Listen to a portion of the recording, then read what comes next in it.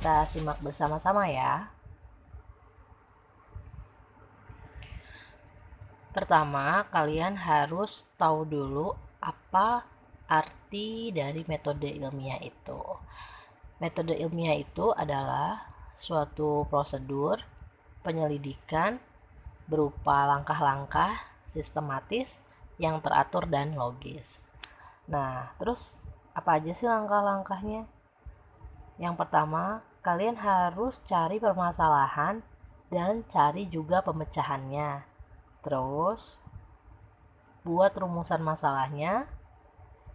Setelah itu, kumpulkan data-datanya, buat hipotesisnya, baru melakukan eksperimen atau penelitian. Nanti kalian akan menghasilkan kesimpulan dari penelitian tersebut. Nah, saya akan kasih contoh dari penelitian. Misalkan ada menemukan gejala tentang ketupat itu lebih tahan lama dibandingkan nasi. Terus kalian harus bikin rumusan masalahnya. Misalkan, mengapa ketupat lebih tahan lama dibandingkan nasi? Atau berapa lama ketupat itu bisa awet. Setelah itu, kalian juga harus cari beberapa kajian teorinya yang saling berhubungan.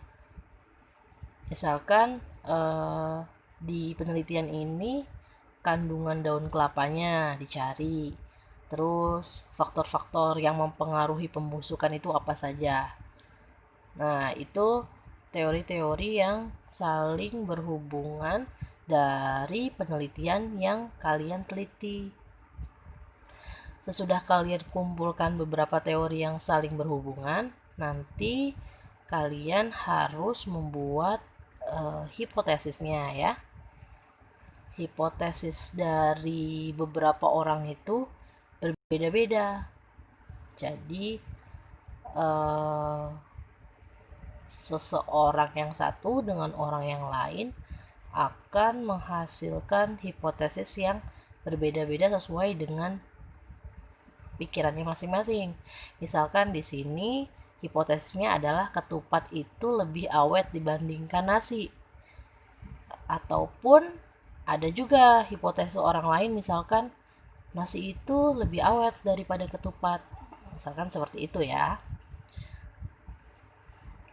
Setelah merumuskan hipotesis, nanti dicari atau merencanakan penelitiannya dengan membuat beberapa variabel.